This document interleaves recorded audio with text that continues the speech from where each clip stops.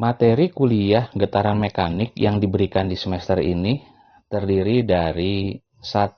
Pendahuluan tentang getaran, 2. Terminologi getaran, 3. Getaran bebas tak teredam, 4. Sistem ekivalen, 5. Getaran bebas teredam, dan terakhir getaran paksa. Semua materi itu akan diberikan di file berbeda dalam bentuk PPT.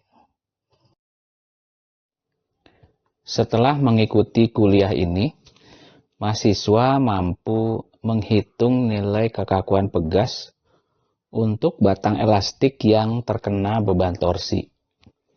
Kemudian, mahasiswa juga diharapkan mampu menganalisis pengaruh massa dan ukuran batang torsi terhadap nilai kekakuan pegas dan frekuensi natural. Pada slide ini, saya akan menjelaskan sebuah materi yang kita sebut sebagai sistem ekivalen. Sebelum saya menjelaskan apa itu sistem ekivalen dan apa manfaatnya, kita coba ingat ada beberapa konstruksi yang sering kita perhatikan ada di sekitar kita. Misalnya konstruksi jembatan, konstruksi alat angkat atau crane, ataupun konstruksi bodi kendaraan bermotor atau konstruksi kendaraan roda 4. Apakah kita pernah merasakan bahwa pada konstruksi itu getaran akan terjadi? Jawabannya adalah getaran ada pada sistem-sistem yang saya sebutkan tadi.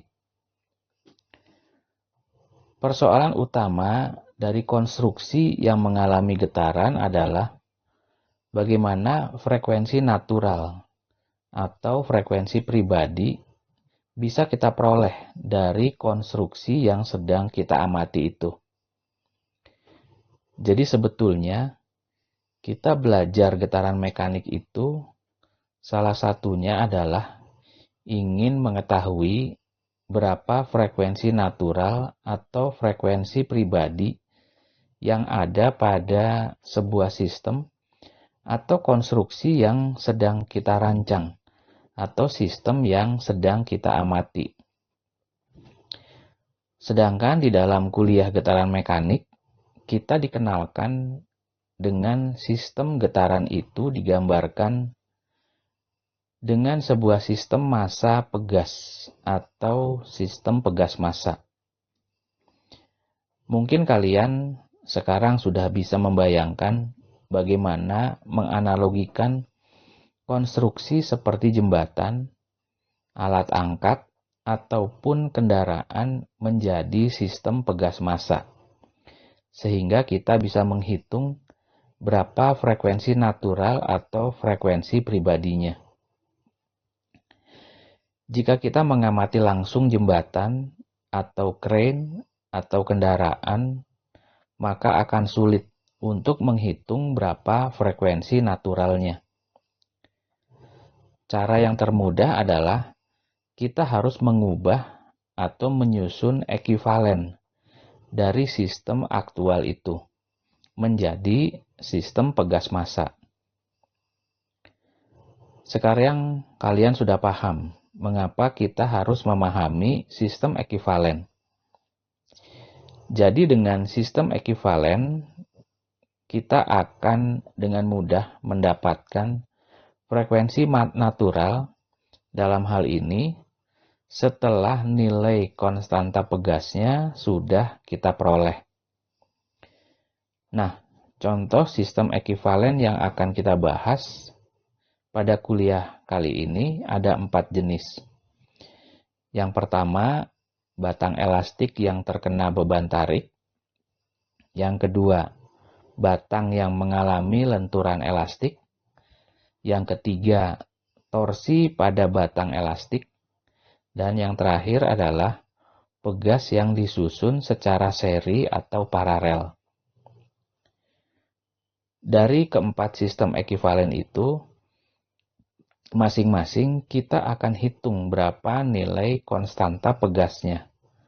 Sehingga dari nilai konstanta pegas itu yang dibagi dengan massa, maka kita akan bisa memperoleh berapa nilai frekuensi natural atau frekuensi pribadinya.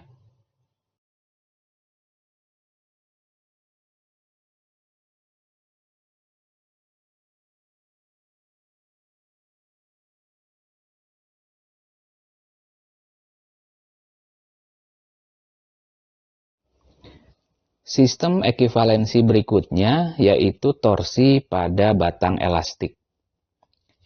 Jika pada materi sebelumnya batang elastik menerima beban tarik, maka pada materi ini batang elastik menerima beban torsi atau puntir. Akibat adanya beban puntir, maka pada batang terjadi defleksi berupa defleksi sudut. Besarnya defleksi sudut atau θ L dirumuskan T0 dikali L dibagi GJ.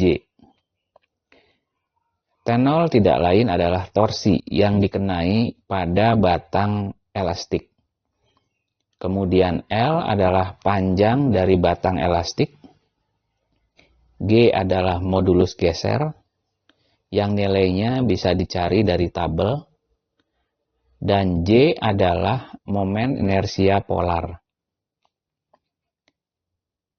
Seperti yang saya sebutkan tadi, nilai G dan J kalian bisa dapatkan dari tabel.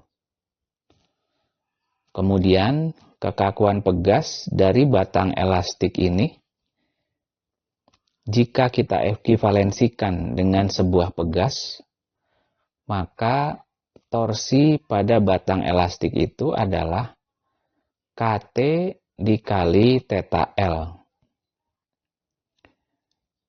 Nah, dengan menyamakan θ L, maka kita akan mendapatkan nilai kekakuan pegas untuk batang elastik ini, yaitu K sama dengan GJ dibagi L, di mana G tadi adalah modulus geser, J adalah momen inersia polar, dan L adalah panjang batang elastik.